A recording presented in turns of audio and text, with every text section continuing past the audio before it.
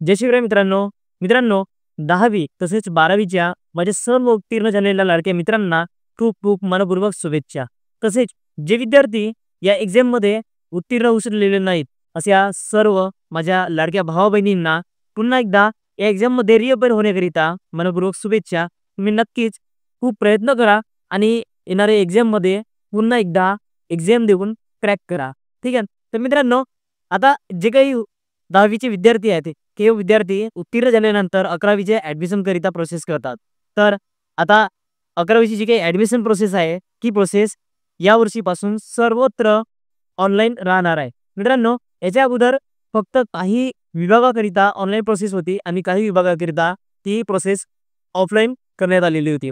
पण आता संपूर्ण महाराष्ट्रामध्ये ती प्रोसेस ऑनलाईन राहणार आहे आणि तुम्हाला 11वी तसेच 12वीच्या विद्यार्थ्यांकरिता जनरली फक्त 11वीच्या विद्यार्थ्यांकरिता ही ॲडमिशन प्रोसेस ऑनलाईन राहणार आहे.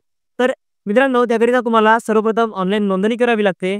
त्यानंतर कॅपराउंड सिलेक्शन करावे लागते, म्हणजेच तुम्हाला कॉलेज सिलेक्शन करावे लागते. त्यानंतर एक कॅपराउंडची लिस्ट लागते आणि त्यामध्ये तुम्हाला जे काही कॉलेज अलाउड होते त्या कॉलेजमध्ये तुम्हाला ॲडमिशन करावे लागते.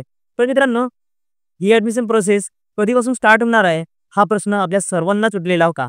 मित्रांनो, 10वीचा रिझल्ट तर लागलेला आहे आणि आता सध्या YouTubeवर अशी भरपूर ठिकाणी अफवा चालू आहे, की जे काही ॲडमिशन प्रोसेस आहे, ती ॲडमिशन प्रोसेस लाईव्ह झालेली आहे आणि चालू झालेली आहे. तर मित्रांनो, तुम्ही डेस्कटॉपवर बघू शकता, जे काही 11वीची ॲडमिशन प्रोसेस आहे, ही ॲडमिशन प्रोसेस सध्या चालू व्हायला आहे. तुम्ही इथं बघा, की आज दिनांक 6 मे रोजी इयत्ता 11वी साठी ऑनलाईन प्रवेश प्रक्रियेसाठी सर्वसाधारण सूचना तसेच वेळापत्रक जाहीर झालेले असून आता संपूर्ण महाराष्ट्रामध्ये 11वीचे प्रवेश प्रक्रिया ऑनलाईन पद्धतीने होणार आहे.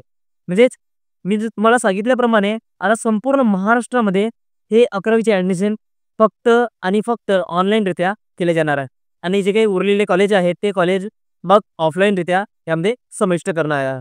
ठीक आहे. त्यानंतर 11वीचे जे काही ऑनलाईन प्रवेश प्रक्रिया आहे, ही संपूर्ण महाराष्ट्रातील सर्व कॉलेजमध्ये लागू होणार असून यावर्षी आपल्याला 11वीला कॉलेजमध्ये ॲडमिशन घ्यायची असल्यास ऑनलाईन प्रवेश प्रक्रियाद्वारे ॲडमिशन घ्यावी लागणार आहे. याकरिता सर्व विद्यार्थ्यांनी लक्ष केंद्रित करावे. तर आता हे तर झाले ही नोटीस, पण ॲडमिशन जी प्रोसेस आहे, ही प्रोसेस कधीपासून स्टार्ट होणार आहे?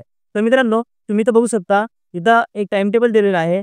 जे काही 8 मे ते 15 मे या दरम्यान शाळा आणि कॉलेजेस यांना ऑनलाईन रजिस्ट्रेशन करायचे आहे.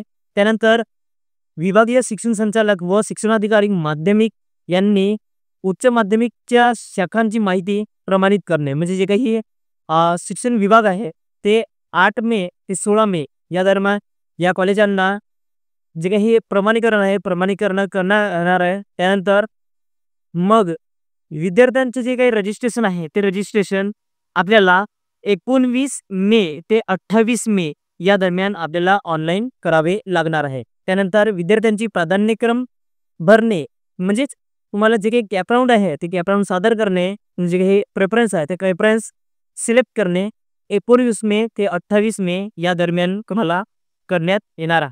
तर हे झाले ॲडमिशनची जे काही टाइम टेबल आहे ते टाइम टेबल. पण ॲडमिशन करण्याकरिता आपल्याला डॉक्युमेंट्स कोणते लागणार आहेत याची सुद्धा आपल्याला माहिती असणे महत्त्वाचे आहे. कारण जर डॉक्युमेंट्स कोणते लागणार आहेत हे तुम्हाला माहिती असेल तर नक्कीच ॲडमिशनची तारीख आल्यानंतर तुम्ही लगेच आपले जे काही ॲडमिशन आहे ते ॲडमिशन करू शकणार. नाहीतर असं होईल की ॲडमिशन तारीख आली आणि त्यानंतर ॲडमिशन प्रोसेस स्टार्ट झाल्यानंतर तुम्हाला माहिती होत आहे की हे डॉक्युमेंट लागत आहे आणि ते डॉक्युमेंट तुमच्याकडे उपलब्ध नाही आहे. तर मित्रांनो, तुम्ही यामध्ये बघू शकता की 11वी ऑनलाईन प्रवेश प्रक्रिया आवश्यक कागदपत्रे, म्हणजेच 11वीचे ॲडमिशनकरिता तुम्हाला कागदपत्रे कोणकोणते लागणार आहे. तर त्याकरिता 10वीची मार्कशीट, जात प्रमाणपत्र, म्हणजेच लागू असेल तर याच्यात लिहिलं आहे, म्हणजे याचा अर्थ की जर तुम्ही कॅटेगरीमध्ये येत असाल तर तुम्हाला जात प्रमाणपत्र लागेल आणि ओपन कॅटेगरीमध्ये असाल तर तुम्हाला लागणार नाही. त्यानंतर नॉन क्रिमिनल प्रमाणपत्र ते सुद्धा तसंच. त्यानंतर रहिवासी दाखला. आता जनरली रहिवासी दाखला हा ग्रामपंचायतच्या माध्यमातून देण्यात येत नाही. त्याकरिता तुम्हाला एक स्वयं घोषणापत्र द्यावं लागतो आणि त्या स्वयं घोषणापत्राच्या माध्यमातूनच तुम्हाला हे रहिवासी दाखला बनवावं लागते. त्यानंतर मागासवर्गीय, अपंग इत्यादी प्रमाणपत्र. जर तुम्ही हँडिकॅप असाल किंवा मागासवर्गीय असाल, EWS असाल तर तुम्हाला हे प्रमाणपत्र जोडावे लागते. त्यानंतर पासपोर्ट आकाराचा एक फोटो मग इतर आवश्यक कागदपत्रे उदाहरण द्यायचे झालं तर राष्ट्रीय क्रीडा पात्रता प्रमाणपत्र म्हणजे इतर तुमच्याकडे प्रमाणपत्र असतील तर ते प्रमाणपत्र सुद्धा तुम्हाला त्यामध्ये जोडावे लागतील. तर मित्रांनो, हे सर्व डॉक्युमेंट तुम्ही नक्कीच तयार करून ठेवा आणि येत्या 19 तारखेला आपले 11वीचे ॲडमिशन करिता ऑनलाईन रजिस्ट्रेशन नक्कीच करा.